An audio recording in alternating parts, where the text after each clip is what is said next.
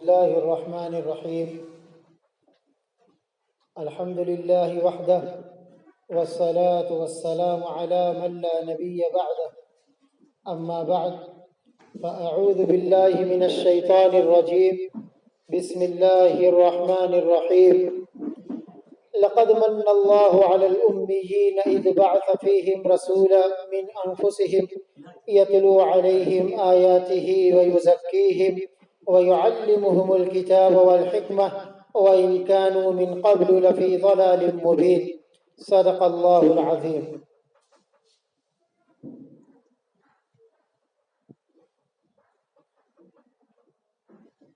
میرے عزیز دوستوں اور دینی ساتھیوں، اللہ رب العزت نے دنیا کو بنانے کے بعد دنیا کے اندر اللہ کی خلافت اور اللہ کی اتاری ہوئی شریعت، اللہ تعالیٰ کے احکام کے نفاذ کے مسئلے کو مختلف چیزوں پر پہلے پیش کیا۔ قرآن کریم میں اللہ تعالیٰ نے اس بات کو، اس قضیے کو بیان کیا ہے۔ چنانچہ قرآن کریم کے اندر ہے اِنَّا عَرَضْنَا الْأَمَانَةَ عَلَى السَّمَاوَاتِ وَالْأَرْضِ وَالْجِبَالِ فَأَبَيْنَ أَن يَحْمِلْنَهَا وَأَشْفَقْنَ مِنْهَا۔ ہم نے امانت کو،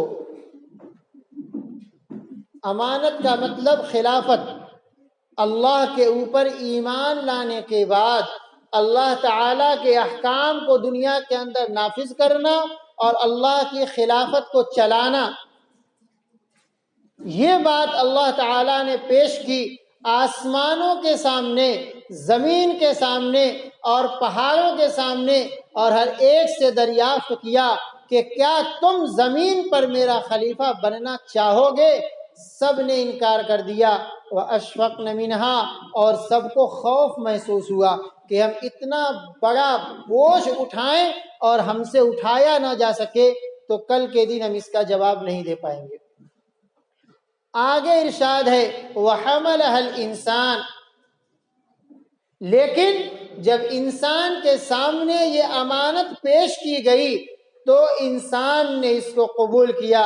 إِنَّهُ كَانَ ظَلُومًا جَهُولًا، بے شک انسان اپنے اوپر ظلم کرنے والا اور عاقبت سے بالکل نہ آشنا نہ بلد ہے۔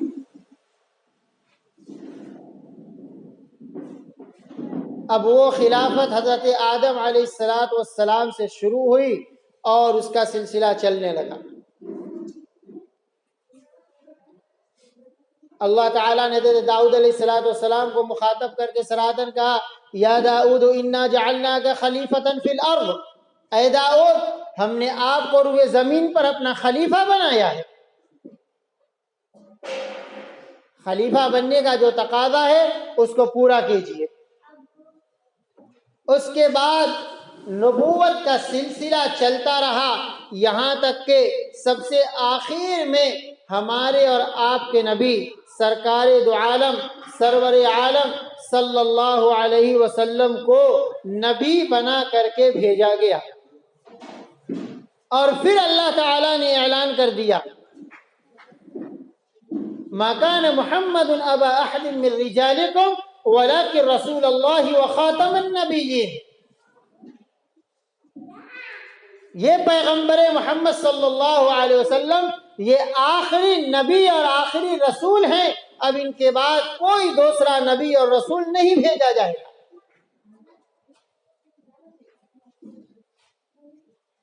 اب یہاں سے سلسلہ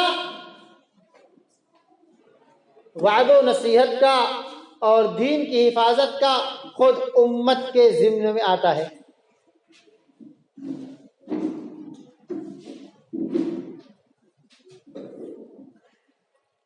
اور پھر امت کو ذمہ داری دی گئی کہ امت پہلے تو دین کو سیکھے اور دین پر عمل کرے اور اسی کے ساتھ ساتھ لوگوں تک دین پہنچائے اور لوگوں کو دین پر عمل کرنے کے لیے ابھارے۔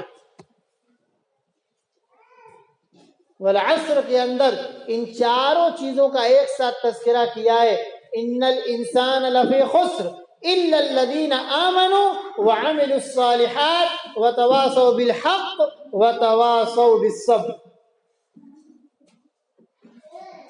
इंसानियत, हर इंसान नुकसान में है, घाटे में है और खसारे में है, मगर उनके जो खुद ईमान लाए। इल्लल्लज़ीना आमनू, जो लोग अल्लाह पर ईमान लाए, व अमिलुस सालिहात, और नेक अमल किया।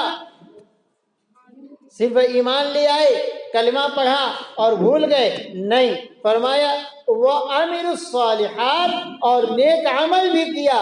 व तवासौ बिल हक़, और लोगों को हक़ की तलकीन की, एक दूसरे को हक़ की वसीयत की।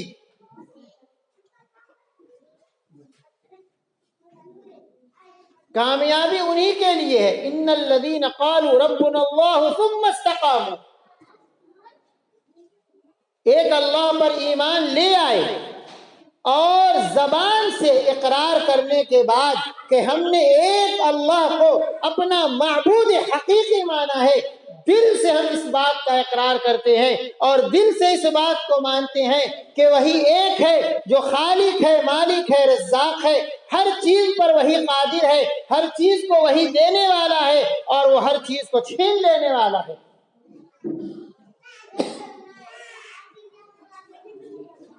तुतिल मुल्क मन तशा व तंज़िउल मुल्क मिम्मन तशा व तुइज़्ज़ु मन तशा व तुज़िल्लु मन तशा बियदिकल खैर। वही अल्लाह है जो चाहे बादशाहत दे दे, जो चाहे बादशाहत छीन ले, जिसे चाहे इज्जत दे, जिसे चाहे जलील कर दे।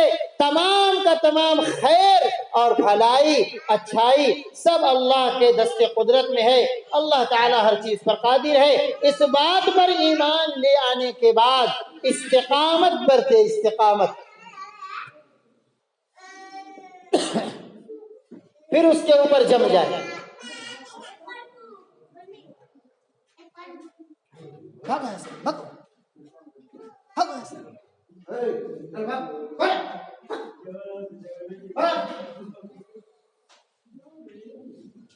सिर्फ जबान से आदमी इकरार कर ले कि मैं अल्लाह ताला पर ईमान ले आया और मैंने हुजूर अकरम सल्लल्लाहु अलैहि वसल्लम को अल्लाह का आखिरी नबी तस्लीम कर लिया। जबान से तो इकरार कर दिया, लेकिन अमल के मैदान में भागा भागा फिर रहा है, तो उसकी ये हालत आकर के कुरान में पढ़िए कि क्या है, वो कितना सच्चा है।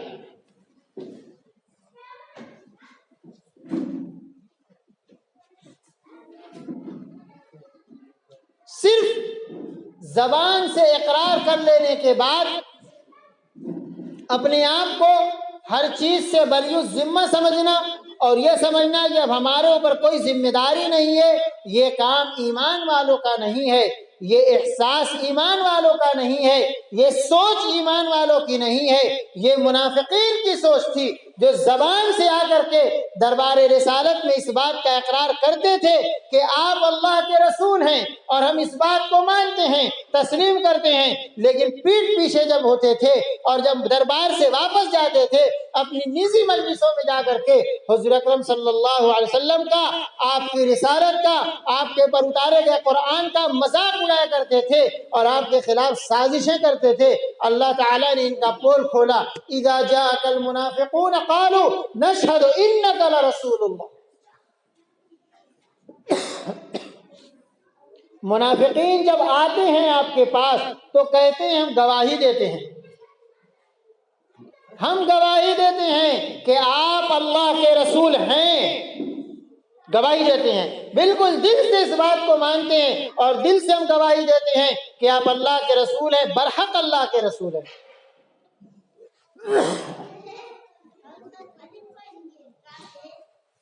वल्लाहु यअलमु इन्नका लरसूलुहु, अल्लाह ताला तो जानते ही हैं कि आप अल्लाह के रसूल हैं। अल्लाह ने आपको रसूल बना के भेजा है, अल्लाह को खुद पता है कि आप अल्लाह के रसूल हैं, लेकिन अल्लाह ताला भी गवाही देते हैं इन्नल मुनाफिकीन लकाज़िबून, के मुनाफिकीन आपके दरबार में आकर के सराहतन खुला हुआ झूठ बोल रहे हैं।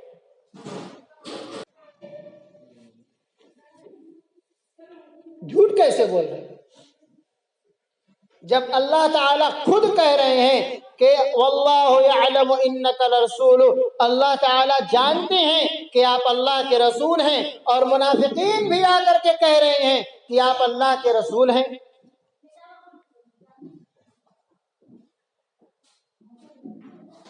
منافقین تو آگے کہہ رہے ہیں آپ کے سامنے دربار میں کہ نشہد انک لرسول اللہ، ہم اس بات کی گواہی دیتے ہیں کہ آپ اللہ کے رسول ہیں۔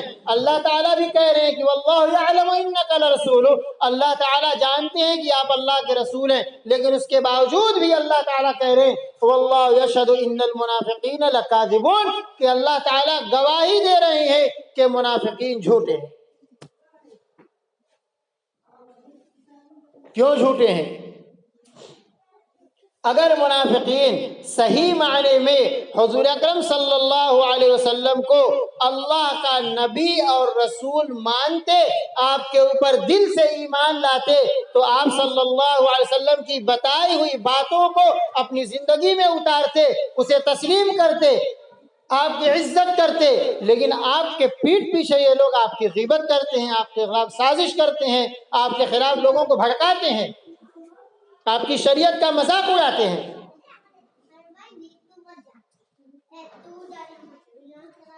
آج ہم لوگ ذرا اپنی زندگی میں جھانک کر کے دیکھیں،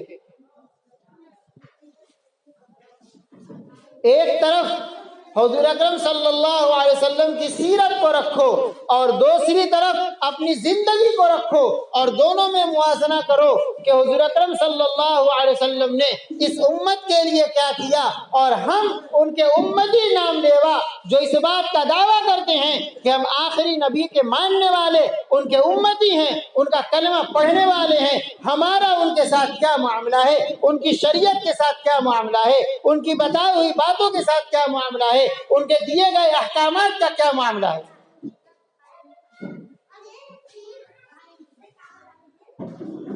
کبھی ہم بھی ذرا غور سے سوچیں کہ آخر حضور اکرم صلی اللہ علیہ وسلم نے اس کلمے کے لیے کیا محنتیں کی، کہاں کہاں گئے، کیا کیا تکلیفیں برداشت کی، کن حالات سے گزرے، اور کس طریقے سے اس دین کو سینچ کر کے امت تک پہنچایا۔ اور ایک مرتبہ ہم لوگ ذرا اپنے حالات کا بھی جائزہ لیں کہ آج کے ماحول اور حالات میں رہ کر کے ہمارا دین کے ساتھ کیا برتاؤ ہے، ہمارا دین کے ساتھ کیا تعلق ہے۔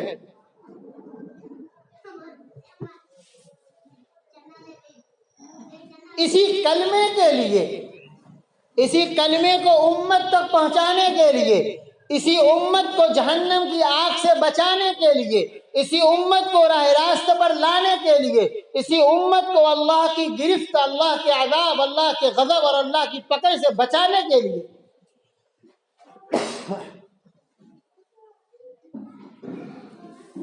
راتوں کو جاگ کر کے دعائیں کرنا اور دن میں محنت کرنا۔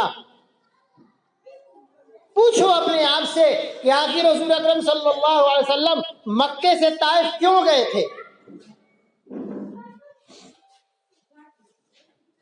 کیا بات تھی؟ کس لیے مکے سے طائف گئے؟ اور طائف جانے کے بعد ان سے کیا معاملہ کیا گیا؟ طائف کے اندر پتھر کس کے لیے کھائے؟ وہاں پہ خون کس کے لیے بہا؟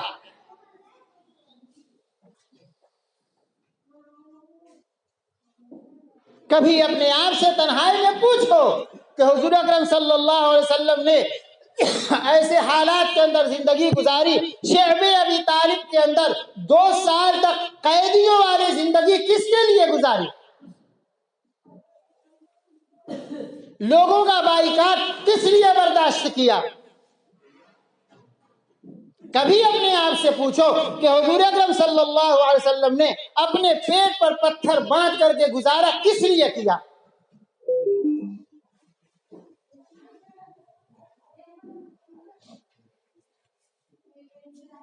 کبھی اپنے آپ سے یہ بھی پوچھو تنہائی میں کہ خندق میں پھاوڑے کس کے لیے چلائے؟ وہ امت جس کے لیے آپ صلی اللہ علیہ وسلم ہر وقت آنسو بہایا کرتے تھے، ہر وقت اس کے لیے دعائیں کیا کرتے تھے، اور کبھی بھی اس امت کو فراموش نہیں کیا. جب بھی جہاں بھی جیسے بھی موقع ملا ہر وقت ہر پل ہر آن اس امت کو یاد کیا. آج ہم ان کے نام لیوا، ان کا کلمہ پڑھنے والے، اپنے آپ کو ان کا امتی کہنے والے ان کے ساتھ کس قسم کا تعلق رکھے ہوئے ہیں، اور ان کی عزت، ان کا احترام، ان کا وقار، ان کی عظمت، ان کی غیرت کس حد تک ہمارے دلوں میں باقی ہے.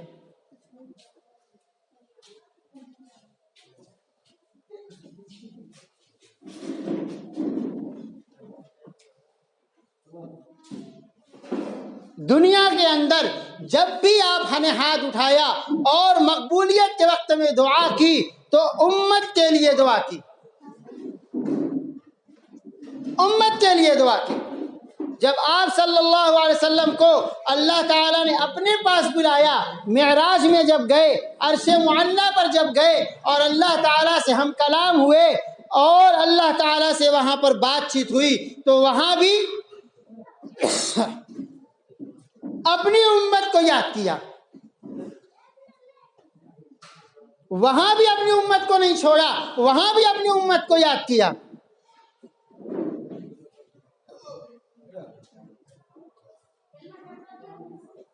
کس کس مقام کا تذکرہ کریں گے، کہاں کہاں کے بارے میں سوچیں گے. ہر وقت حضور اکرم صلی اللہ علیہ وسلم نے اپنی امت کے مسئلے کو آگے رکھا. اللہ تعالیٰ نے ایک آفر دیا، وَلَسَوْفَ يُعْتِيكَ رَبُّكَ فَتَرْضَىٰ. اللہ تعالیٰ آپ کو اتنا دے گا، اتنا دے گا، اتنا دے گا، اتنا دے گا، اتنا دے گا کہ آپ خوش ہو جائیں گے. آپ مانگیے، آپ کو کیا مانگنا ہے، یہ اللہ کی زبان ہے. اللہ اپنے نبی سے وعدہ کر رہا ہے کہ آپ مانگیے، آپ کا رب دے گا. وہ رب دے گا جس کے خزانے میں کبھی کمی نہیں آ سکتی.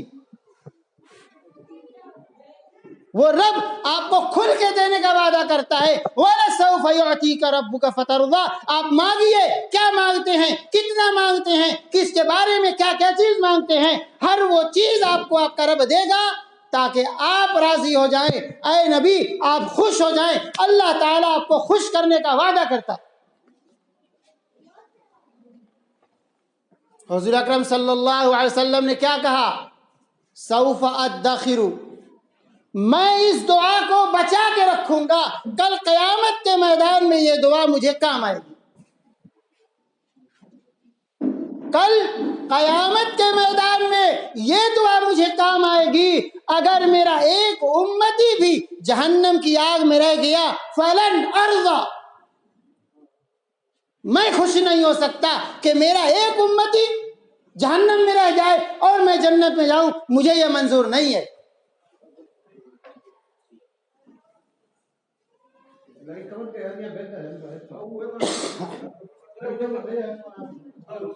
اس نبی کے ماننے والے، اس نبی کے نام لیوا اور اس نبی سے تعلق رکھنے والے، اس نبی کا کلمہ پڑھنے والے ہیں.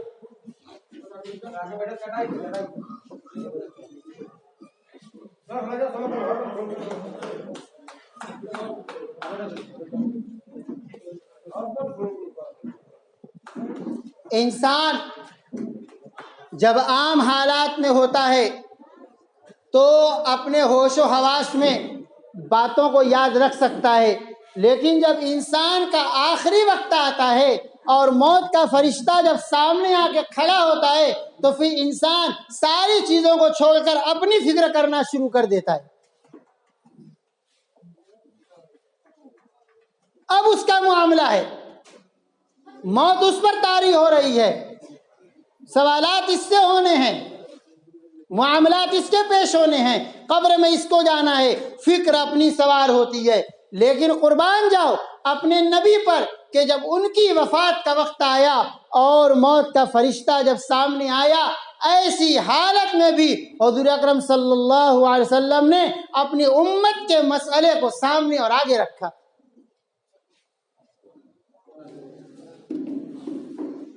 سب سے پہلے حضرت جبرائیل سے کہا کہ جاؤ اور اللہ تعالیٰ سے پوچھ کر کے مجھے یہ بتاؤ کہ میرے بعد میری امت کا کیا ہوگا.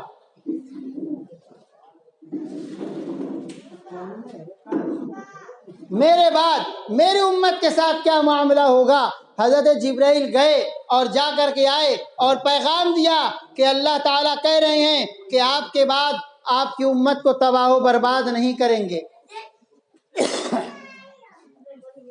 اس امت کو قیامت تک کے لیے اللہ نے موقع دے دیا ہے کہ انہیں جڑ سے ختم نہیں کیا جائے گا۔ مسلم قوم کی حفاظت کا اللہ تعالیٰ نے وعدہ کر لیا ہے اپنے نبی سے، قیامت تک یہ قوم رہے گی۔ بڑی سے بڑی حکومتیں، بڑی سے بڑی طاقتیں اور بڑے سے بڑے لوگ آئے اور مسلمانوں کے پیچھے تن من دھن سب کچھ لگا دیا، حکومتیں برباد ہو گئیں، دولتیں ختم ہو گئیں، طاقتیں ٹوٹ گئیں، گھمنڈ چور ہو گیا، وہ مٹ گئے، ختم ہو گئے، اور مسلمان قوم آج تک پوری دنیا میں پھیلی ہوئی ہے۔ جس کی حفاظت کا وعدہ اللہ نے کیا ہے، کوئی بڑی سے بڑی طاقت اس کا بال باقا نہیں کر سکتی۔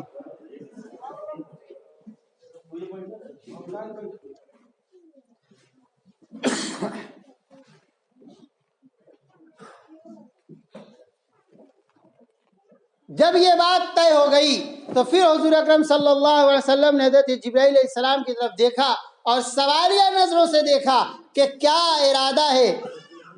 حضرت جبرائیل نے کہا ان اللہ یحب لقاءک، اللہ تعالیٰ آپ سے ملنا چاہتے ہیں۔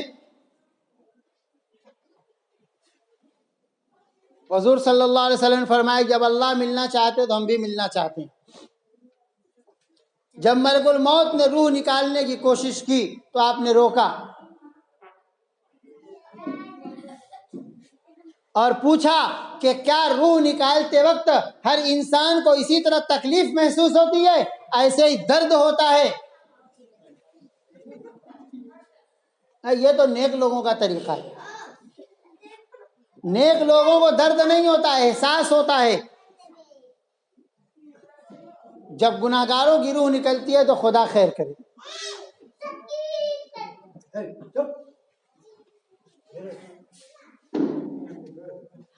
حضور اکرم صلی اللہ علیہ وسلم نے اس وقت اپنے امت کے مسئلے کو آگے رکھا اور فرمایا قیامت تک آنے والی میری امت کے ایک ایک فرد کو موت کے وقت جو تکلیف ہونی ہے وہ ساری تکلیف میرے اوپر ڈال دو اور میری امت کو اس تکلیف سے بری کر دو۔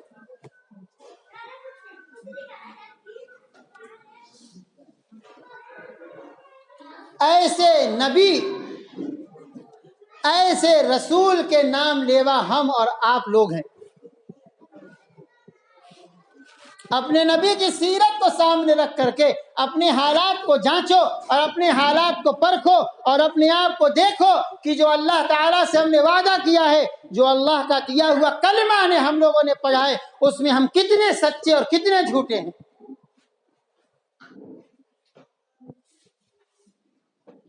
ہم کس چیز کے مستحق ہیں اور اللہ کی طرف سے ہم کو کیا چیزیں مل رہی ہیں۔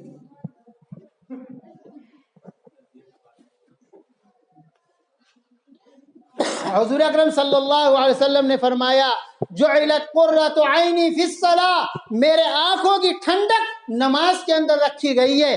آج اپنے اندر جھانک کر کے دیکھو کتنے پرسنٹ ایسے لوگ ہیں جو حضور اکرم صلی اللہ علیہ وسلم کی اس بات کو سامنے رکھ کر کے اور اللہ کے فریضے کو سامنے رکھ کر کے مؤذن کی پکار پر، مؤذن کی اذان پر ہر کام کو چھوڑ کے مسجد کے اندر جانا ضروری سمجھتے ہیں۔ کتنے لوگ ہیں؟ مؤذن ادھر اذان کرتا ہے اور ہم لوگ مسجد کے پاس ہوتے ہیں تو دور ہٹ جاتے ہیں کہ کہیں خدا نہ خواستہ مسجد نہ جانا پڑے۔ کیا ہم مسلمان ہیں؟ ہم کہتے ہیں کہ ہم اس نبی کے امتی ہیں، ہم آخری نبی کے کلمہ پڑھنے والے ہیں، جس کے آنکھوں کی ٹھنڈک نماز میں ہے، اس نماز سے ہم بھاگ رہے ہیں۔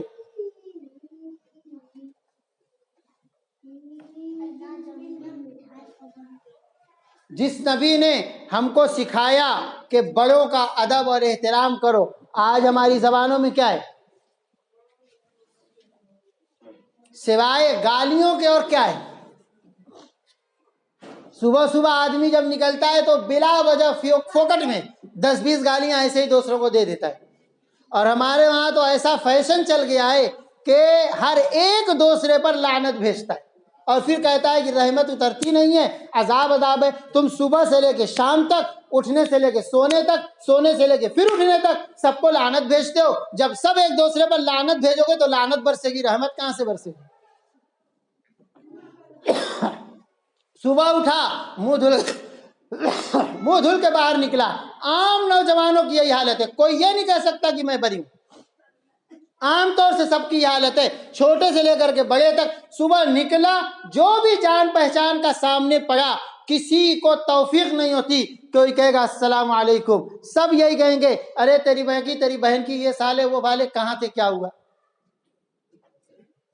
ملتے ہی سب سے پہلی بات جو تم نے کی، ماں بہن کی گالی سے اپنی بات کا آغاز کیا، اور بات جتنی کی اس سے 80% زیادہ گالیاں برسائیں. اور اس کے بعد تم کہتے ہو کہ رحمت نہیں برستی، تجارت میں برکت نہیں، کاروبار میں برکت نہیں، گھر میں عافیت نہیں، ہر جگہ جھگڑا لڑائی ہے، بڑی کشیدگی ہے، ہر طرف اٹھا پٹک ہے. تم جب خود چاہتے ہو کہ تمہارے اوپر لعنت برسے تو اللہ تعالیٰ تمہارے اوپر زبردستی رحمت نہیں برسائیں گے. افنلزمکموہا وانتم لہا کارہون، ہم زبردستی تم کو ہدایت تھوپ کے نہیں دیں گے جبکہ تم ہدایت پر آنا ہی نہیں چاہتے. ہدایت اتنی سستی نہیں ہے کہ پکڑ پکڑ کے سب کو دی جائے. تم ہدایت چاہو گے، ہدایت کے لیے محنت کرو گے، ہدایت کو مانگو گے تو ہدایت تم کو ملے گی.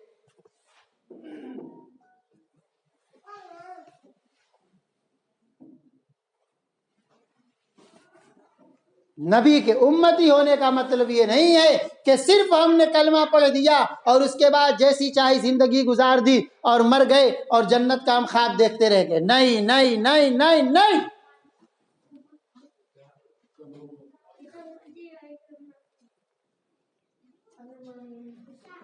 وضع میں تم ہو نصارہ تو تمدن میں ہنود. یہ مسلمان ہیں جنہیں دیکھ کے شرمائے یہود. حضرت علامہ اقبال علیہ الرحمہ نے بالکل بہترین بات کہہ دی تھی، عکاسی کر دی ہے، سچائی بیان کر دی ہے. تمہارا لباس، تمہارے بالوں کی کٹنگ، تمہارا حلیہ، تمہاری شکل و صورت سب چیز عیسائیوں جیسی ہے. تمہارا رہنا سہنا، بولی بات، اخلاق ویوہار، لین دین ہندوؤں جیسا ہے. ایسے لوگ مسلمان ہیں جنہیں دیکھ کے یہودی خود شرماتے ہیں کہ تھو کیسے مسلمان ہیں.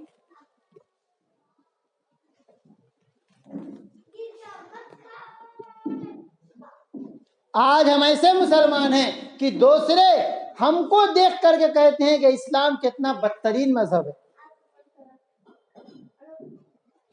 ہم نے اپنے آپ کو کیا کیا بنا دیا. جہاں بھی ہم گئے ہم نے فساد مچایا، بربادی مچائی. ہماری جھوٹ بولنے کی عادت، دھوکہ دینے کی عادت، فراڈ کرنے کی عادت، 420 کی عادت. ہم سیاست میں گئے تو غیروں کے طریقے پر گئے، تجارت میں گئے تو غیروں کے طریقے پر گئے، کھیتی میں گئے تو غیروں کے طریقے پر گئے، دکانداری میں گئے تو غیروں کے طریقے پر گئے، بلڈنگ میں گئے تو غیروں کے طریقے پر گئے، لین دین میں گئے تو غیروں کے طریقے پر گئے. جو غیروں کا طریقہ تھا اسے ہم نے اپنا شیوا بنا لیا اور اسلام کو بدنام کر دیا. کرتوت ہم کر رہے ہیں اور بدنام اسلام ہو رہا ہے. آج سیاست کے اندر ذرا اپنا سر اٹھا کر کے دیکھو، جتنے سیاسی پارٹیوں کے اندر ہیں، کسی بھی پارٹی کے اندر وہ کیا مسلمانوں کی رہنمائی کریں گے اور کیا مسلمانوں کی ترجمانی کریں گے. مسلمانی ان کے اندر سے ٹپکتی کہاں ہے، دکھتی کہاں ہے، جھلکتی کہاں ہے؟ وہ کیا بتائیں گے کہ ہمارے نبی کیا تھے؟ وہ کیا بتائیں گے ہمارے نبی کا دین کیا ہے؟ وہ کیا بتائیں گے ہمارے نبی کی شریعت کیا ہے؟ وہ کیا بتائیں گے ہمارے نبی کا اخلاق کیا ہے؟ وہ کیا بتائیں گے کہ ہمارے نبی کا طور طریقہ کیا ہے؟ جن کے دلوں کے اندر خود دین کی عزت نہیں ہے، حمیت نہیں ہے، غیرت نہیں ہے، ان کی سوچ دینی نہیں ہے، انہیں اپنے نبی سے تعلق نہیں ہے، وہ دوسروں کو دین کے بارے میں کیسے بتائیں گے؟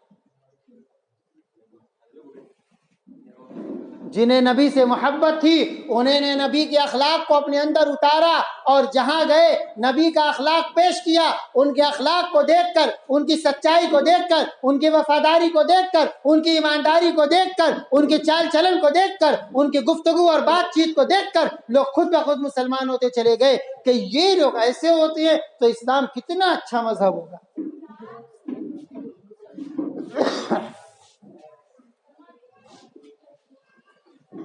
لوگ جانتے تھے کہ ایک مسلمان زبان دے دے گا تو اپنی زبان سے پلٹ نہیں سکتا، مسلمان کسی کو دھوکہ نہیں دے سکتا، مسلمان کسی کا نقصان نہیں کر سکتا، مسلمان کسی کو تکلیف نہیں پہنچا سکتا، مسلمان کسی کو ذلیل اور بے عزت نہیں کر سکتا۔ لوگوں کے دلوں کے اندر اس کا یقین اور اعتماد تھا، لوگوں کا مسلمانوں کے اوپر اتنا بھروسہ تھا۔ اور آج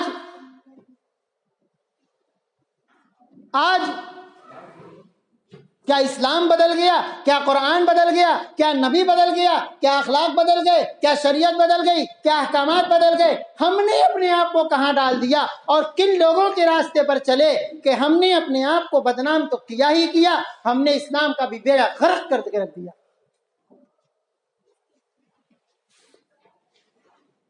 ہم کہیں نہیں سوچتے کہ ہم جو کر رہے ہیں اس کا بھگتان کسے بھگتنا پڑے گا، اس کا نقصان کسے اٹھانا پڑے گا۔ سچی بات تو یہ ہے کہ ہم بھیڑ بھاڑ میں اور دوسری جگہ چاہتے ہی نہیں کہ کوئی ہم کو مسلمان سمجھے۔ پکی بات ہے، ہم خود نہیں چاہتے کہ ہم مسلمان دکھیں، لوگ ہم کو مسلمان کے طور پر جانیں۔ کیوں؟ شرم کیوں آتی ہے کہ لوگ ہم کو مسلمان کے طور پر جانیں؟ کیوں اپنے آپ کو اتنا بدنام کر کے رکھے ہو کہ اسلامی شعار کے ساتھ جینے میں عیب اور شرم محسوس کر رہے ہو؟ اعوذ باللہ من الشیطان الرجیم۔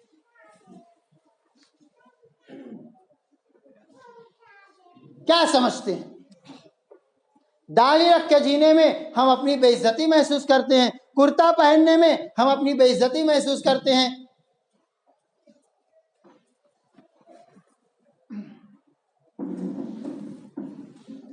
اسلامی شعار کے ساتھ زندہ رہنے میں ہم اپنی بے عزتی محسوس کرتے ہیں، اور پھر بھی کہتے ہیں کہ ہم مسلمان ہیں، ہمیں اسلام کے ساتھ زندہ رہنا ہے۔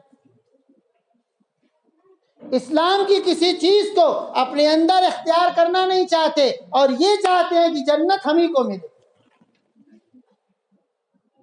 اللہ تعالیٰ کی ساری نعمتیں آسمان سے اتریں تو ہم کو ہی ملیں۔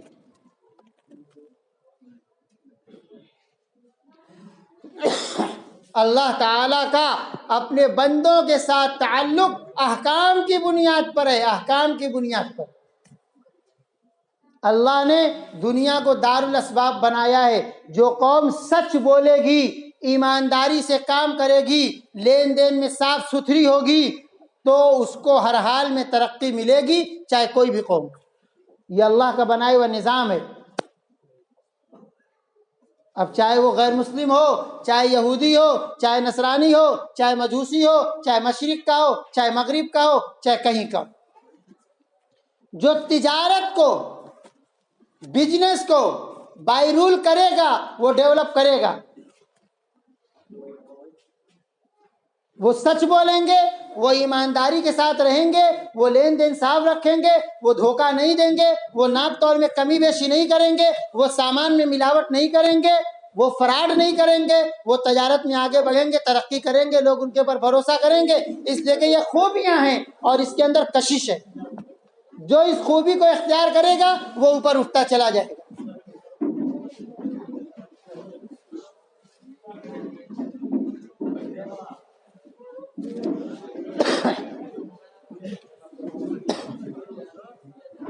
ہم لوگوں نے نام کا کلمہ پڑھ لیا اور نام کے مسلمان ہو گئے،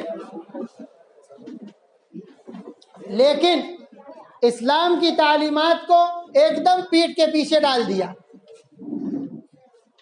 ایک دم پیٹھ کے پیچھے ڈال دیا۔ ہمیں اپنے ماحول میں اور اپنے معاشرے میں رہتے ہوئے کبھی ضرورت پڑتی ہے تو سوچنا پڑتا ہے، دماغ پر زور دینا پڑتا ہے کہ میں کس پر بھروسہ کروں، کس پر بھروسہ کروں۔ اپنے دل کی بات ہے تو میں کس سے کہوں، اپنی امانت ہے تو میں کس کے پاس رکھوں، کس پر بھروسہ کروں، کس کی بات کو مانوں، کسے سچا سمجھوں۔ یہ مسلمانوں کا معاشرہ ہے، یہ مسلمانوں کا ماحول ہے، یہ ہے اسلام۔ ایک مسلمان کو سوچنا پڑ رہا ہے کہ میں کس پہ بھروسہ کروں۔ وہ قوم جس کے اوپر پوری دنیا بھروسہ کرتی تھی، آج وہ بھروسے کا آدمی تلاش کر رہا ہے۔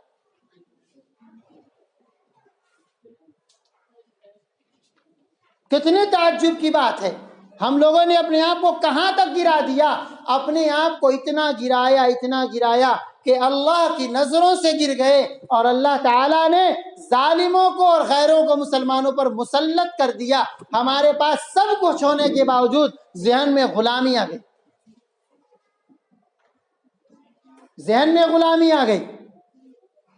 اور جب قوم کا ذہن غلامی ہو جائے تو سونے کی کان پہ بیٹھا دو، چاہے حکومت کے تخت پر بیٹھا دو، کہیں بھی وہ جائے گا غلامی ہی کرے گا، غلامی کرے گا۔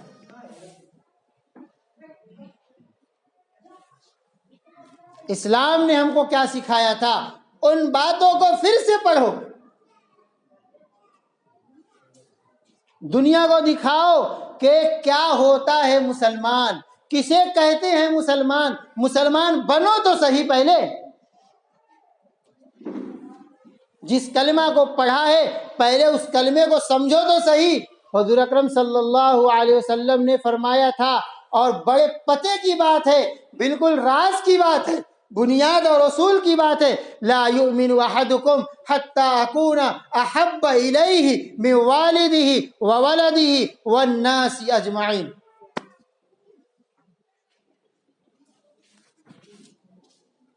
مکمل مومن کون ہوگا؟ پورا ایمان کس کا ہوگا؟ حضور اکرم صلی اللہ علیہ وسلم نے فرمایا، لا یؤمن احدکم، تم میں سے کسی کا ایمان پورا نہیں ہو سکتا، وہ مکمل ایمان والا نہیں ہو سکتا، حتی اکون احب الیہ، یہاں تک کہ میں اس کے نزدیک نہ ہو جاؤں سب سے زیادہ محبوب، من والدہ، اس کے باپ سے، ماں سے، وولدہ، اور اس کے اولاد سے، والناس اجمعین، اور پوری دنیا سے، یعنی میری محبت اس کے دل کے اندر سب سے زیادہ ہو، سب سے پہلے ہو، سب سے اوپر ہو، سب سے آگے ہو۔ ماں باپ سے زیادہ محبت اپنے نبی سے کرے، اپنی اولاد سے زیادہ محبت اپنی نبی سے کرے، اپنے دوست یار سے زیادہ محبت اپنے نبی سے کرے، اپنی جان اور جائیداد سے زیادہ محبت اپنے نبی سے کرے۔ جس کے دل کے اندر نبی کی اتنی محبت پیدا ہو جائے گی، اس کا ایمان مکمل ہو جائے گا، کیونکہ جب اپنے نبی سے اتنی محبت کرے گا تو نبی کی شریعت پر چلنے سے اس کو کوئی چیز روک نہیں سکتی، کوئی چیز نہیں روک سکتی۔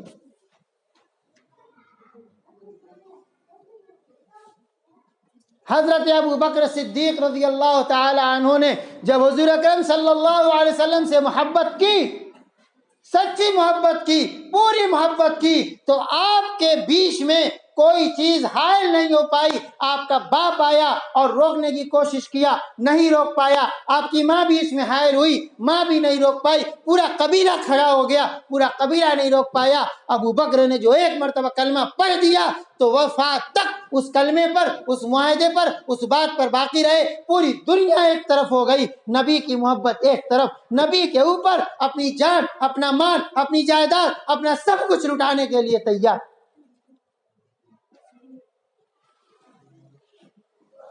جب نبی سے اتنی محبت کرے گا کہ باپ سے زیادہ، ماں سے زیادہ، اولاد سے زیادہ، دوستیار سے زیادہ، اپنی جان سے زیادہ، تو پھر دنیا کی کون ایسی چیز بچی ہے جو اس کو شریعت پر آنے سے روک سکے اور نبی کے طریقے پر چلنے سے روک سکے؟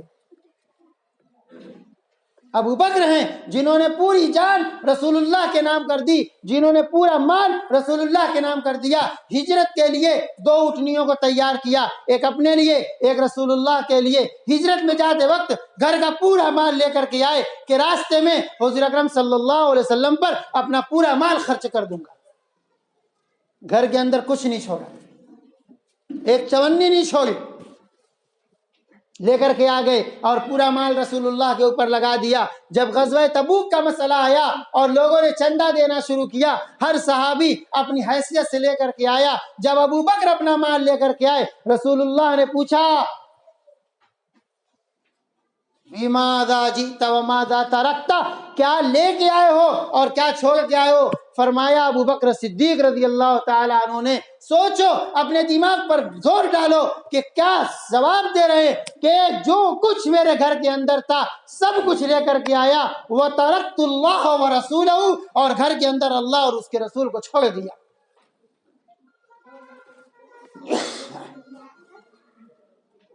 پوری کی پوری جان اور پورا کا پورا مال رسول اللہ پر اور آپ کی شریعت پر لگانا آسان ہوا کب؟ جب آپ کو سب سے آگے رکھا اور آپ کی محبت کو سب سے اوپر رکھا کہ جو کچھ ہے میرے لیے رسول اللہ کی اور اللہ کی محبت ہے، جو کچھ خرچ ہوگا آپ کے اوپر خرچ ہوگا، جو کچھ لگے گا آپ کے اوپر لگے گا، جو کچھ ملا ہے رب کی طرف سے ملا ہے تو جو کچھ لگے گا رب کے دین اور رب کی شریعت پہ لگے گا۔ آج ہم اسی نبی کو ماننے والے ہیں، اسی کلمے کو پڑھنے والے ہیں، ہم اپنے اوپر غور کریں کہ ہم کتنا اللہ اور رسول کے اوپر لگانے کے لیے تیار ہیں۔ آج اگر اعلان ہوتا ہے کہ دین کی بات ہوگی تو ہمارے نوجوان کوئی ندی بھاگتا ہے، کوئی باغ بھاگتا ہے، کوئی جا کر کے نکڑوں پر ہوٹلوں پہ بیٹھتا ہے، کوئی بیٹھ کے گیم کھیلتا ہے۔ آج ہمارے اندر دین کی ضرورت محسوس نہیں ہے تو ہم دین کی بات سننے کے لیے تیار بھی نہیں ہیں۔ جو قوم اپنے دین کی بات کو سننے کے لیے تیار نہیں ہے وہ قوم اپنے دین پر چلنے کے لیے تیار ہوگی؟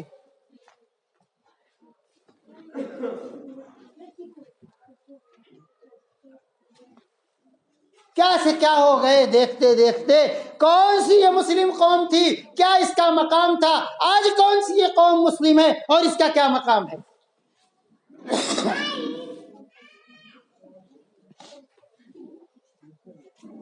جب دور آیا حضرت ابو بکر رضی اللہ تعالیٰ عنہ کی خلافت کا اور آپ کے دور میں ارتداد کی ہوا چلی اور لوگوں نے زکوٰۃ کا انکار کیا اور مرتد ہونے لگے، اسلام سے باہر ہونے لگے، حضرت ابو بکر صدیق رضی اللہ تعالیٰ عنہ ایک چٹان کی طرح کھڑے ہو گئے۔ ابھی تازہ حضور اکرم صلی اللہ علیہ وسلم دنیا سے پردہ فرمائے ہوئے ہیں، ابھی مسلمانوں کی حالت بہت مضبوط نہیں ہے، مدینے کے اندر حکومت بہت مضبوط نہیں ہے، اسباب نہیں ہے، افراد نہیں ہے، کچھ بھی نہیں ہے۔ اس کے باوجود ابو بکر صدیق ایک چٹان کی طرح کھڑے ہو گئے کہ جو بھی اسلام سے باہر جائے گا اور رسول اللہ صلی اللہ علیہ وسلم کے دیے ہوئے کسی حکم کی بغاوت اور مخالفت کرے گا، لَأُقَاتِلَنَّ، میں ان سے جہاد کروں گا، میں ان سے جنگ کروں گا۔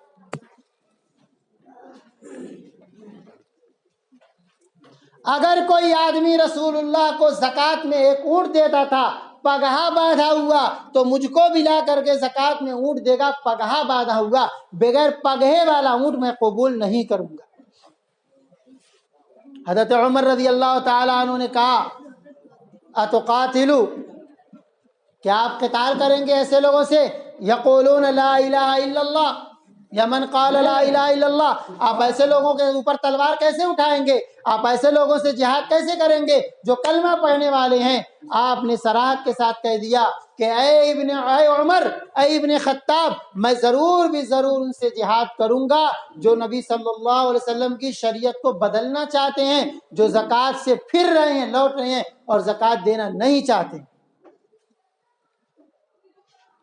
اسی پس منظر میں حضرت ابو بکر صدیق رضی اللہ تعالیٰ عنہ نے فرمایا تھا اَيَنْقُصُ الدِّينُ وَأَنَا حَيٌّ، میری زندگی میں، میرے زندہ رہتے ہوئے، میرے ہوتے ہوئے دین میں کوئی کمی آ جائے یہ برداشت نہیں ہے۔ کیوں برداشت نہیں ہے؟ ابو بکر نے اپنی پوری جان دین پہ لگائی ہے، ابو بکر نے اپنا پورا مال اسی دین پہ لگایا ہے، ابو بکر اپنے اپنا پورا پریوار اسی دین پہ لگایا ہے، اپنی پوری تجارت سب کچھ اپنا اسی دین پہ لگایا ہے۔ جس دین پہ جان و مال پورا لگا دیا اس کے اندر کوئی کمی آئے اور میں برداشت کروں، ایسا ہو نہیں سکتا۔ آدمی جس کے اوپر جان مال لگاتا ہے اس کی عزت اور اس کی قیمت اس کے دل کے اندر ہوتی ہے، اور جب جان مال آدمی لگائے گا نہیں تو عزت اور قدر و قیمت کو کیا سمجھے گا؟ وراثت میں ملا ہوا مکان انسان بہت قدر نہیں کرتا جتنا اپنا خون پسینے سے بنائی ہوئی جھوپڑی کی عزت اور قدر کرتا ہے۔ اگر محنت مشقت اور مزدوری کر کے ایک جھوپڑی بنایا ہے تو اس کے ایک ایک تنکے کی حفاظت کرے گا۔ کوئی تنکا گر گیا، ارے جلدی صحیح کرو، کوئی بانس خراب ہوا جلدی صحیح کرو، اور پرکھوں کی اگر حویلی وراثت میں ملی ہے تو ٹوٹتا پھوٹتا رہے کسے پرواہ۔ اپنا کمایا ہوا مال آدمی جوڑ کے خرچ کرتا ہے اور پایا ہوا مال آدمی دوہتل خرچ کرتا ہے، لے جاؤ 5 کی جگہ 10 لے جاؤ۔ آج ہمارا حال وہی ہے کہ وراثتی مسلمان بن گئے ہیں، کیوں مسلمان ہو بھائی؟ ایک مسلمان گھر میں پیدا ہوئے تھے، ابا کو دیکھا مسلمان، اماں کو دیکھا مسلمان، ہمارا نام رکھ دیا مسلمان والا، مسلم معاشرے میں پیدا ہوئے، بچپن سے سنتے آ رہے اللہ رسول اللہ، بس وہیں تک رہ گئے، اللہ رسول اللہ مسلمان، باقی آگے پیچھے کچھ بھی پتہ نہیں۔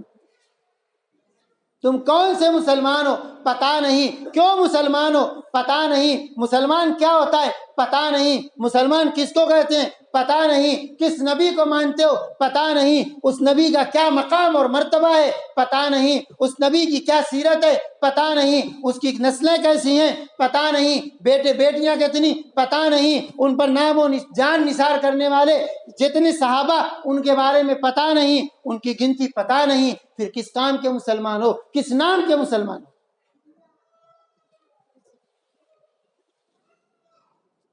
صرف مسلمان ہونے کا مطلب اتنا رہ گیا کہ گوشت کھا لیا بس مسلمان، ایمان بچ گیا بھائی۔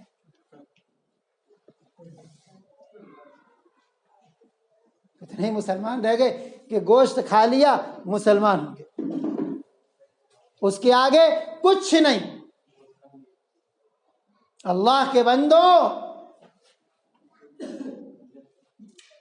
جس کلمے کو پڑھا ہے اور جس نبی کو اپنا نبی مانا ہے اور جس کے امتی ہونے کا اقرار کیا ہے، اللہ تعالیٰ نے اس کا مقام بہت اونچا بنایا ہے۔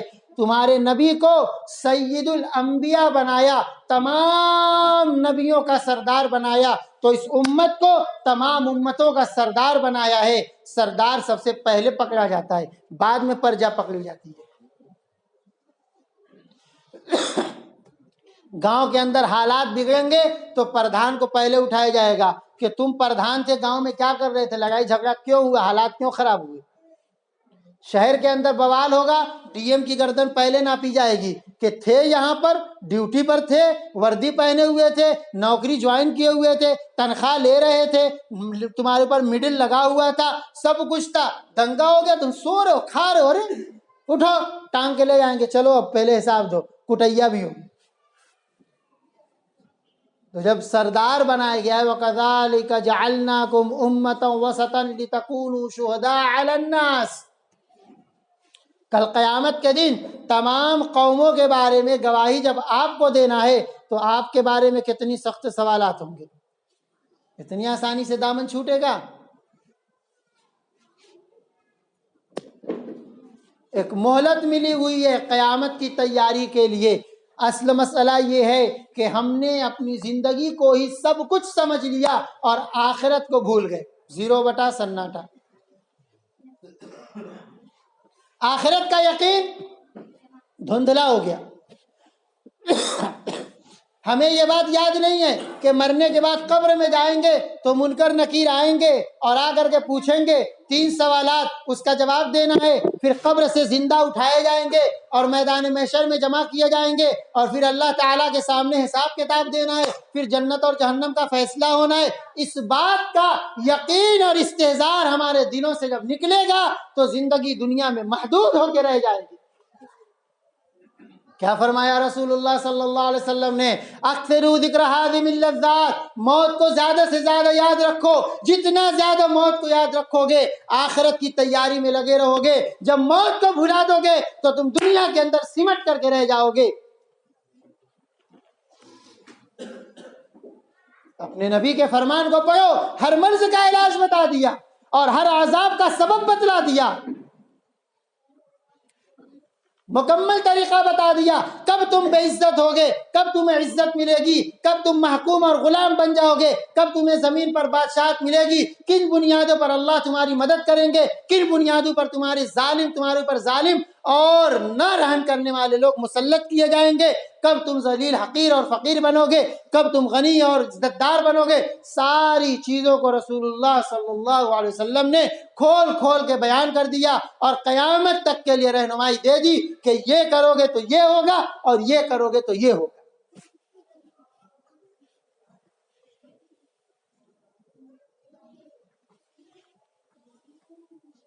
اس نبی کے نام لیوا آج ہم اپنے نبی سے کتنے دور ہیں، اس بات پر غور کرو، غور کرو، غور کرو۔ اپنے نبی کی سیرت کو پڑھ کر کے اپنے نبی کی محبت کو اپنے دلوں کے اندر پیدا کرو، اپنے سوئے ہوئے ایمان کو جگاؤ، ایمانی غیرت کو جگاؤ، ایمانی حمیت کو جگاؤ، اپنے ایمان کو بیدار کرو اور سوچو کہ ہم مسلمان تھے، ہمیں مسلمان بن کے رہنا۔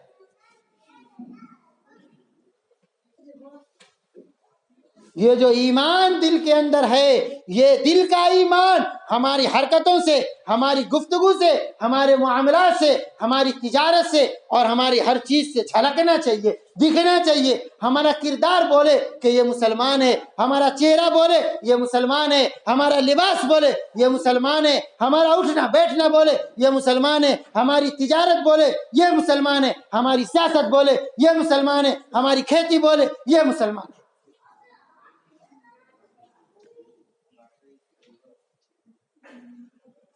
ایک زمانہ تھا کہ جب مسلمان اپنی شریعت کے اوپر جمع ہوا تھا، اپنے نبی سے اس کا تعلق مضبوط تھا، اپنے اللہ سے اس کا تعلق مضبوط تھا، شریعت کے اوپر جمع ہوا تھا، احکام کے اوپر جمع ہوا تھا، تو پوری دنیا اس کی عزت کرتی تھی، اتنی عزتیں ہوتی تھیں۔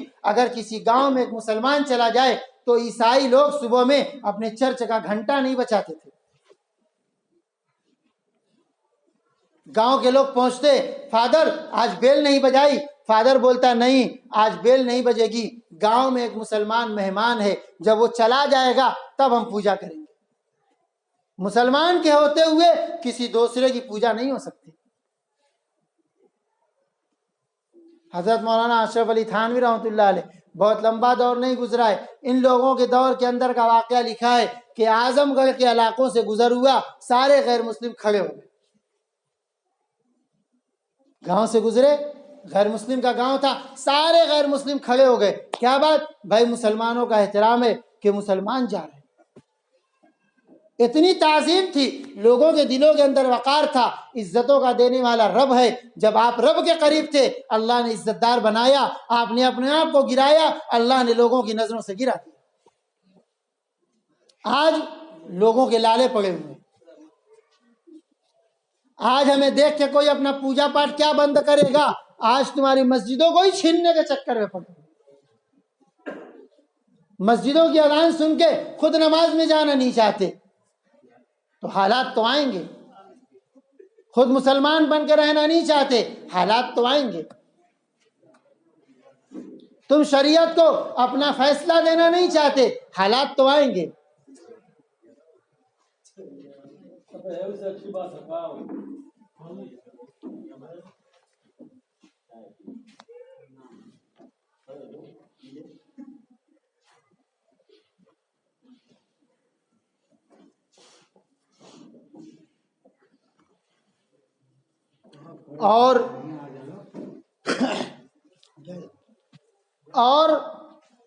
اور کیا دیکھنا ہے؟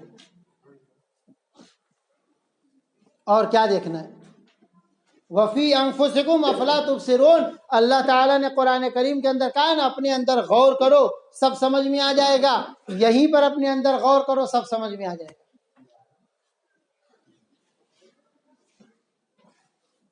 ہمارے اندر سے احساس مر چکا ہے، اور جس کے اندر سے احساس مر جائے وہ اور مردہ دونوں برابر ہیں۔ جیسے مردے کو گالی دو کہ اس کی تعریف کرو، کوئی فرق نہیں پڑتا، ایسے ہی ہمارے سامنے کچھ بھی کہو کوئی فرق نہیں پڑتا۔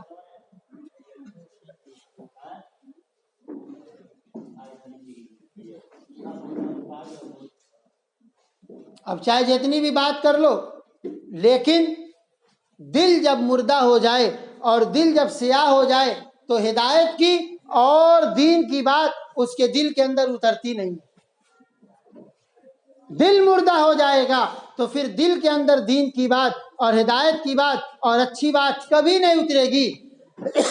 آج گناہوں کی کثرت نے اور ہماری بدکاریوں اور بدعمالیوں نے ہمارے دلوں پر جو زنگ لگایا، زنگ لگتے لگتے دل سیاہ ہو گیا، غیرت مر گئی، ہم اتنے گر گئے کہ ہمارے اور جانوروں کے درمیان فرق نہیں رہا۔ جیسے جانوروں کو کچھ بھی کہہ دو ان کے اوپر اثر ہونے والا نہیں ہے، آج ہمارے ماحول میں نوجوانوں کو کچھ بھی کہہ دو اثر ہونے والا نہیں ہے، وہ جانوری کی طرح رہیں گے، شرم و حیا نہیں آئے گی، غیرت نہیں آئے گی، احساس پیدا نہیں ہوگا۔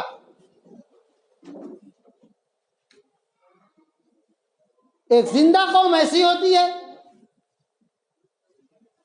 نیک نبی کو ماننے والی قوم ایسی ہوتی ہے، اللہ کو اپنا معبود ماننے والی قوم ایسی ہوتی ہے جو اخلاق سے عاری ہو، جو شرم و حیا کو گھور کے پی جائے۔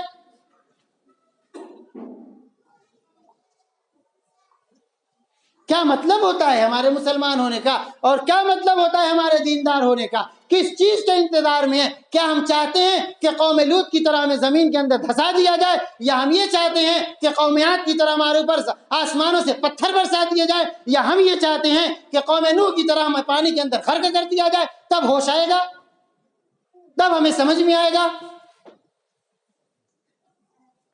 کیا بے غیرتی ہے، کیا بے حیائی ہے، کیا بے شرمی ہے۔ خود تو نہیں چاہتے کہ ہم سنیں، دوسرے کو بھی سننا نہیں چاہتے۔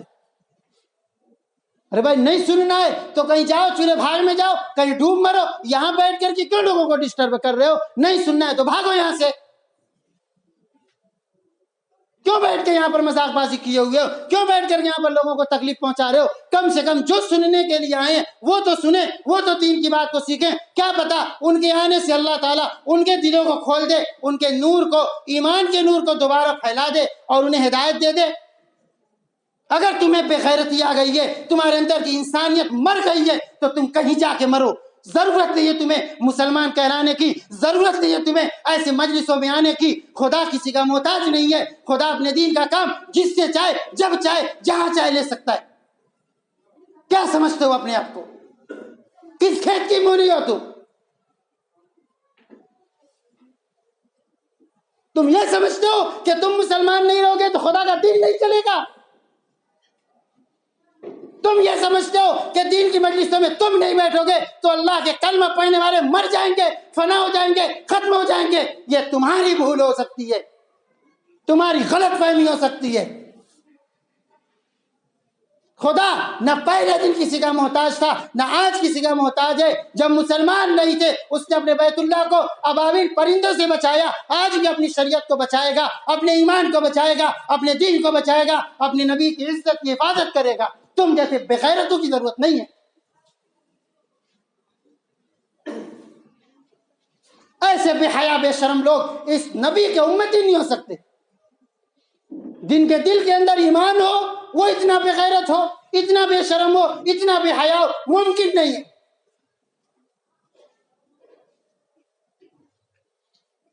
اپنے آپ کو دیکھو کیسے ہو تم لوگ؟ کیا تم ایسے نہیں ہو کہ نبی کے زمانے میں جب نبی دین کی بات کرتے تھے منافقین ہلہ مچاتے تھے، شور مچاتے تھے، ہنستے تھے؟ آج تم دین کی مجلس میں بیٹھ کر کے ہنس رہے ہو، شور مچا رہے ہو۔ تمہارے اندر اور منافقین کے اندر فرق کیا رہ گیا؟ کس بنیاد پر دعوے کر رہے ہو اپنے اندر مسلمانی کا؟ کہاں تمہاری شرم و حیا ہے؟ کہاں تمہارا ایمان ہے؟ کیا زندگی کے اندر حیا شرم نام کی، احساس نام کا کوئی رمق باقی نہیں؟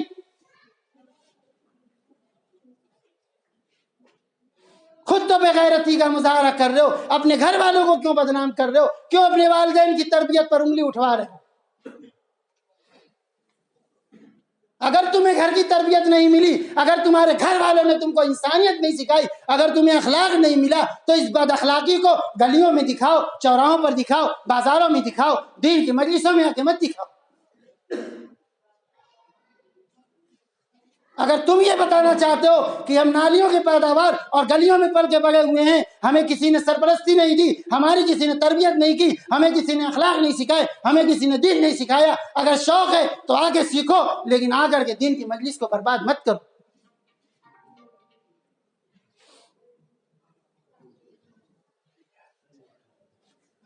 کتنی بے غیرتی کی بات! کہاں احساس مر گیا؟ کہاں ایمان مر گیا؟ کہاں دینداری چلی گئی؟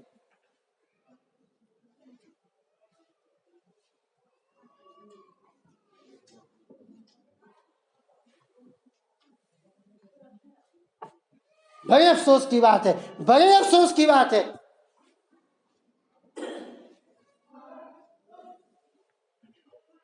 خود تو سدھرنا نہیں چاہتے، دوسروں کو بھی سدھرنے نہیں دیں گے، نہ کھیلیں گے نہ کھیلنے دیں گے، نہ دین پر چلیں گے نہ دین پر چلنے دیں گے۔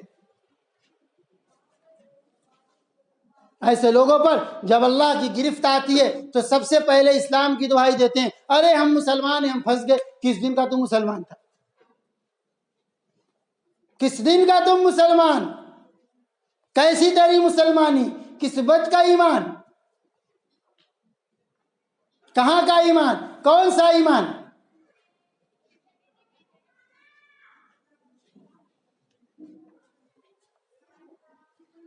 جب موت کا فرشتہ آئے گا اور اپنا پنجہ گڑائے گا روح نکالنے کے لیے اور آخری وقت طاری ہوگا، تو پھر سارا گھمنڈ، سارا بڑکپن اور سارا دکھاوا دھرا کا دھرا رہ جائے گا۔ سکندر و دارا، قارون و فرعون اور بڑے بڑے لوگ آئے جن کو اپنے مال پر، اپنے دولت پر، اپنی حکومت پر، اپنی سرداری پر، اپنی تجارت پر اور اپنی تمام چیزوں پر بڑا گھمنڈ تھا، بڑا غرور تھا۔ موت کے فرشتے نے آ کر کے ایسا پٹخا کہ نہ حکومت بچا سکی، نہ سیاست، نہ دولت، نہ تجارت۔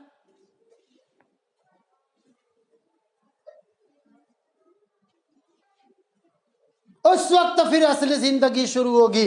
ابھی تو خواب غفلت میں پڑے ہوئے ہیں، ابھی کچھ سمجھ میں نہیں آ رہا ہے، ابھی سمجھانے والوں کی باتیں عجیب مذاق لگ رہی ہیں۔ موت کا فرشتہ پھر سمجھائے گا کہ کیا چیزیں مذاق تھیں۔ جب کفن میں لپیٹ کر کے قبر کے گڈھے میں اتار کے پوری دنیا واپس آ جائے گی اور منکر نکیر آ کر کے جب اٹھا کے سوال کریں گے، اٹھ جا بیٹا، اب تو ہے، تیرے اعمال ہیں اور تیرے سامنے منکر نکیر کے سوالات ہیں، اب سمجھ میں آئے گا کہ تو دنیا کے اندر کتنا بڑا پاورفل تھا، کتنی تیری طاقت تھی، کیا تیری حیثیت تھی، کیا تیرا درجہ تھا، کیا تیرا مقام تھا۔ اب سمجھ میں آئے گا، چل اٹھ اور اٹھ کے سوالوں کا جواب دے۔ من ربک وما دینک وماذا تقول فی ھذا الرجل۔ ان تین سوالوں کے جوابات میں ہی سارے اوسان خطا کر جائیں گے اور اپنی اوقات سمجھ میں آ جائے گی۔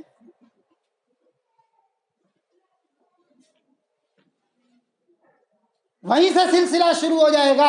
لا قدر اللہ، اللہ تعالیٰ کسی کے ساتھ ایسا نہ کرے کہ اس کی موت اس کے لیے مصیبت بنے، اس کی قبر اس کے لیے عذاب کا گڈھا بنے۔ اللہ کسی کے ساتھ نہ کرے۔ اللہ سب کی حفاظت فرمائے، سب کی حفاظت فرمائے۔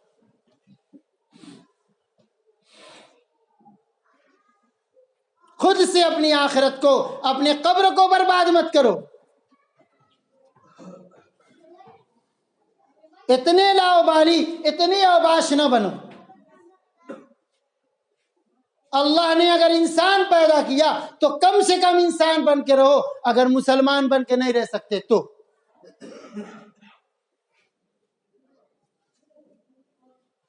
اب قبر کے تین سوالوں کے بعد سے انسان کی اصل زندگی شروع ہو گئی۔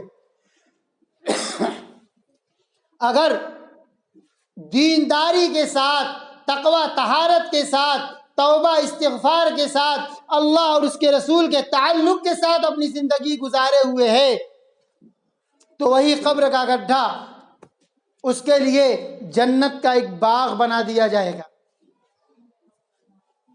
اب وہ آرام آرام آرام، اب نعمتوں کو کھاتا رہے، آرام کرتا رہے، اب کوئی ٹینشن ہی نہیں، کوئی فکر ہی نہیں، کوئی تکلیف ہی نہیں۔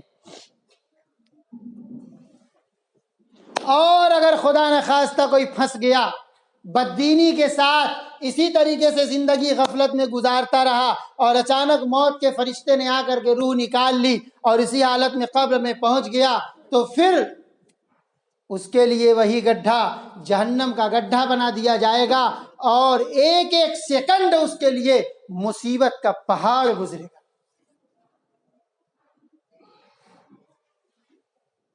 اللہ تعالیٰ دنیا کے اندر دونوں چیز دکھاتے ہیں، اچھے لوگوں کے حالات کو بھی دنیا میں دکھا دیتے ہیں اور برے لوگوں کے حالات کو بھی دنیا میں دکھا دیتے ہیں۔ گاہے گاہے لوگوں کو دکھاتے ہیں کہ جو قرآن اور حدیث میں حضور اکرم صلی اللہ علیہ وسلم نے لوگوں کو بتا دیا ہے وہ برحق ہے، لو اپنی آنکھوں سے کبھی کبھی دیکھ لو۔ تمہاری آنکھیں دیکھ لیں گی, سمجھ میں آ جائے گا.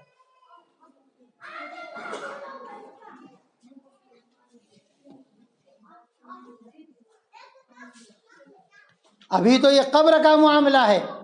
ابھی قبر سے نکلنے کے بعد جب میدان محشر میں پہنچیں گے اور وہاں کی ہولناکی دیکھیں گے اور وہاں کے مناظر دیکھیں گے تو پھر انسان بدحواس ہو جائے گا. وَمَا هُمْ بِسُكَارَىٰ وَلَٰكِنَّ عَذَابَ اللَّهِ شَدِيدٌ. جب کل قیامت کے میدان میں اٹھائے جائیں گے اور عذاب کی ہولناکی دیکھیں گے اور گہما گہمی دیکھیں گے تو ان کی عقلیں مدہوش ہو جائیں گی. ایسا لگے گا جیسے سب شراب میں دھوت ہیں. جیسے شرابی کو کچھ ہوش و حواس نہیں رہتا, ایسے سب کے ہوش و حواس اڑ جائیں گے. اللہ تعالیٰ فرماتے ہیں وَمَا هُمْ بِسُكَارَىٰ, یہ نشے میں نہیں ہیں.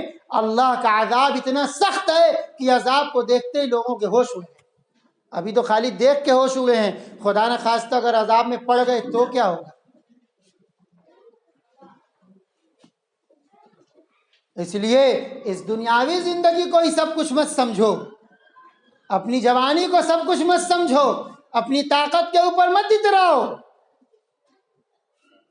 جس اللہ نے یہ جوانی دی ہے, یہ طاقت دی ہے, یہ رنگ و روغن دیا ہے, کل قیامت کے دن اس کے بارے میں سوال ہوگا اور جواب دینا پڑے گا. لن تزال قدم ابن آدم حتی یسأل عن خمس.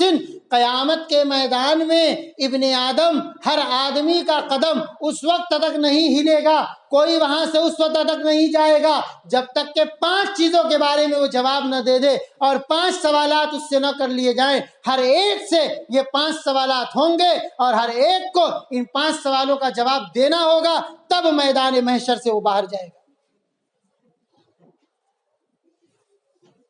عن عمره فیما افناہ وعن شبابہ فیما ابلاہ. اس کی عمر کے بارے میں, پوری زندگی کے بارے میں سوال ہوگا کہ پوری زندگی کہاں کھپا کے آئے ہو, لاؤ زندگی کا حساب دو. اور پھر زندگی میں جوانی کہاں لگا کے آئے ہو, اس جوانی کا لاؤ حساب دو. اس 2 سوال میں ہی سب کی سٹی پٹی گم ہو جائے گی. ابھی باقی تو آگے 3 اور بچے ہوئے.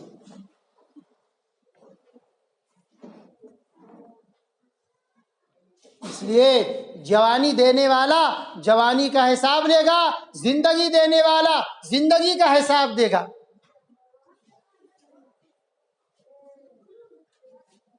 کتنا کمائے کتنا کھائے اس کا حساب ہوگا.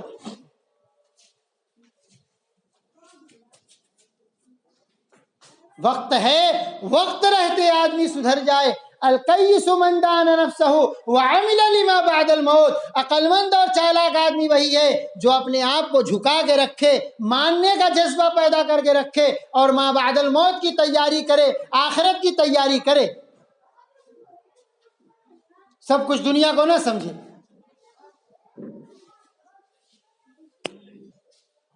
جو لوگ اپنی زندگی پر اترا رہے ہیں, جنہیں اپنے جوانیوں کا گھمنڈ ہے, جنہیں اپنے مال کے اوپر غرور ہے, یہ ساری چیزیں اس کے لیے وبال بن کر کے آئیں گی قیامت کے دن.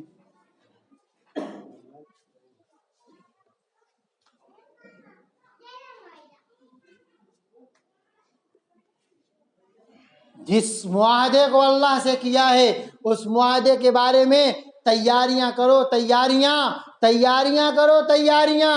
کل قیامت کے دن اس تیاری کے بارے میں سوال ہوگا.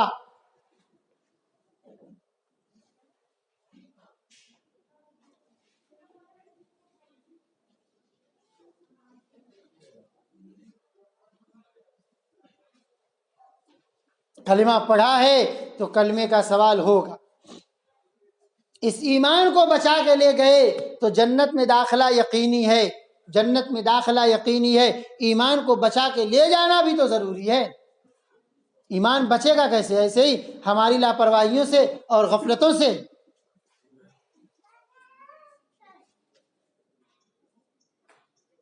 موت کب آ کر کے اپنی آغوش میں لے جائے کوئی نہیں جانتا. یہاں بیٹھے ہوئے جتنے لوگ ہیں یہاں سے کون اٹھ کے جائے گا اور کون اٹھ جائے گا کسی کو پتہ نہیں.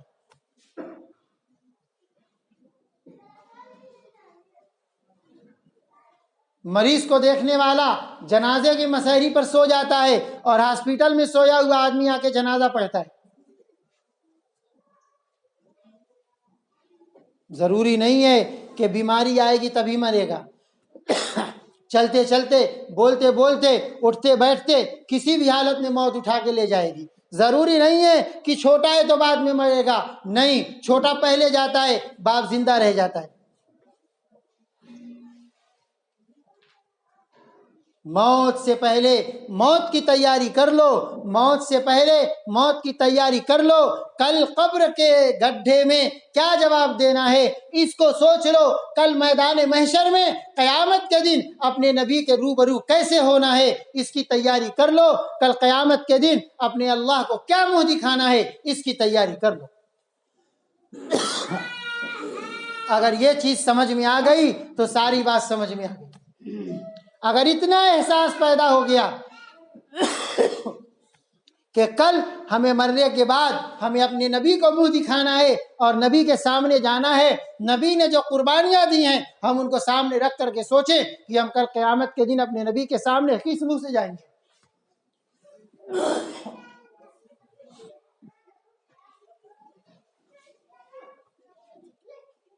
کل قیامت کے دن اگر رسول اللہ صلی اللہ علیہ وسلم نے بلا کے پوچھ لیا کہ اے فلاں ابن فلاں ادھر آ، ذرا مجھے اتنا بتا دے کہ میں نے طائف کی وادیوں میں پتھر کیوں کھائے اور احد میں نے اپنے دندان مبارک شہید کیوں کروائے، میں نے اپنے پیٹ پر پتھر کیوں باندھے، میں نے اپنے اوپر اتنا ظلم برداشت کیوں کیا، میں نے سب کچھ کیا، تو بتا دے اس دین کے لیے تو کیا کر کے آیا ہے اور تو نے میری ان قربانیوں کی کتنی لاج رکھی تھی، مجھے بتا دے. کیا جواب دو گے؟ کیا جواب دو گے؟ کیا منہ دکھاؤ گے؟ اور نبی سے اگر بچ کے بھاگ گئے تو کس کی سفارش سے جنت میں جاؤ گے؟ کس کی سفارش سے جنت میں جاؤ گے؟ کون تمہارے لیے اللہ تعالیٰ سے سفارش کرے گا؟ کون تمہارے لیے اللہ تعالیٰ سے معافی مانگے گا؟ کون تمہاری گناہوں کو قیامت کے دن بخشوائے گا؟ اگر تم نبی کے سامنے ہی نہیں جا پائے اور نبی کو ہی ناراض کر دیا تو پھر اللہ کو راضی کیسے کرو گے؟ کیسے کرو گے؟ کیسے کرو گے؟ میرے بھائیوں، اللہ کے واسطے اللہ کے واسطے اللہ کے واسطے اپنے مسلمان ہونے کو سمجھو، اپنے اس نبی کے امتی ہونے کو سمجھو.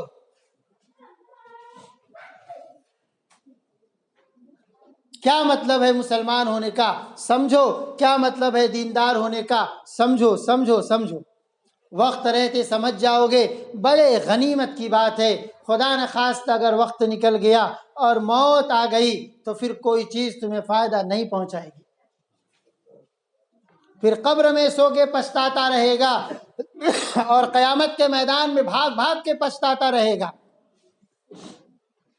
کل قیامت کے دن کوئی کسی کے کام آنے والا نہیں ہے. یوم یفر المرء من اخیہ وصاحبتہ وبنیہ وفصیلتہ التی تؤویہ.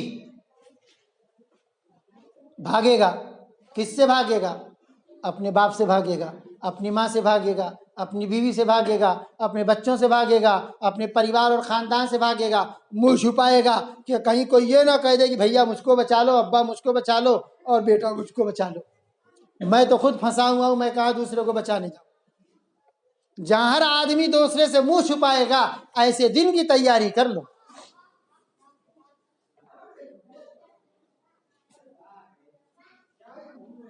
ہم لوگ جسے بہت آسان سمجھتے ہیں وہ بہت مشکل ہے. یہ زندگی اللہ تعالیٰ نے اس لیے نہیں دی ہے کہ اسے لاپرواہیوں میں اور باش پنوں میں اور اجٹ پنوں میں گنوا دیا جائے، گزار دیا جائے. نہیں نہیں نہیں نہیں.